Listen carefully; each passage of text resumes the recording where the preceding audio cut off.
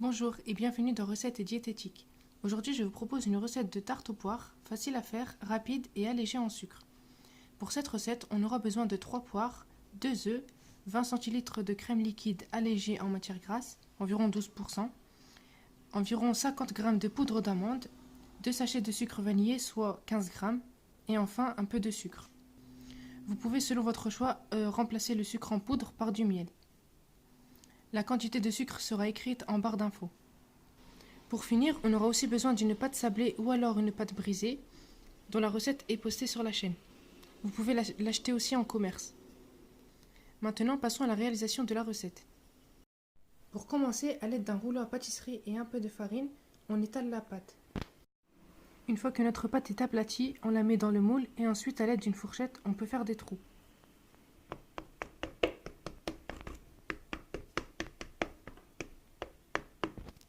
Maintenant, on passe à la réalisation de la crème d'amande. Pour cela, on aura besoin de 2 œufs, 2 sachets de sucre vanillé que l'on casse ensemble et ensuite on les bat. Voici les 2 œufs et le sucre vanillé.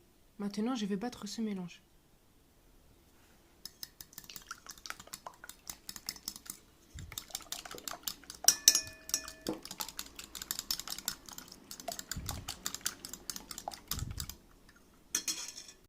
Une fois nos 2 œufs battus avec le sucre vanillé, on va pouvoir ajouter les amandes.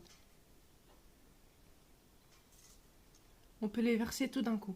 Et ensuite on mélange.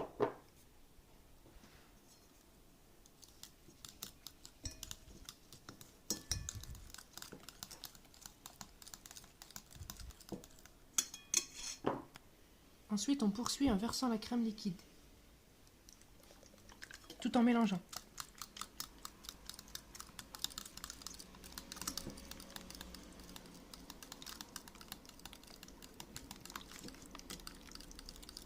Il est préférable de choisir une crème liquide allégée en matière grasse.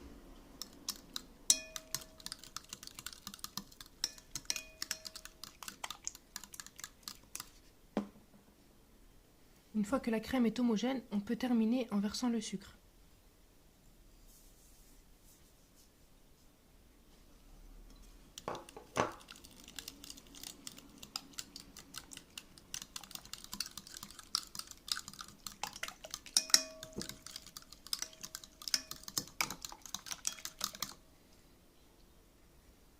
Voilà, la crème d'amande est prête. Maintenant, on la laisse de côté et on passe à la préparation des poires. Voici les poires. Il faut tout simplement les découper en quartiers après les avoir épluchées. Maintenant qu'elles sont prêtes, on peut les déposer sur la pâte. Pour cela, il suffit de les déposer vers le centre, une à une.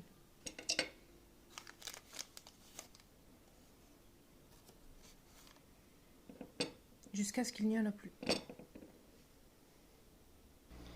Si vous trouvez que les morceaux de poire sont trop gros, vous pouvez aussi faire des entailles comme cela.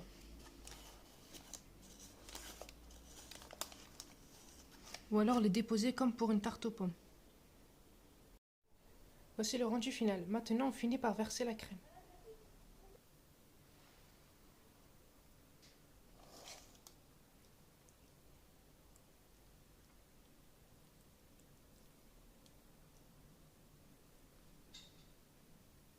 Maintenant, c'est parti pour environ une demi-heure de cuisson à 180 degrés.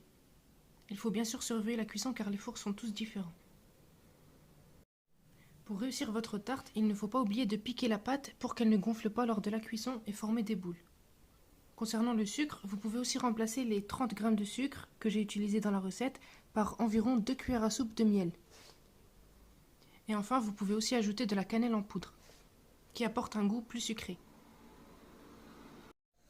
Voici le rendu final au bout d'environ 40 minutes de cuisson. Comme vous le voyez, la pâte a bien cuit et la crème aussi.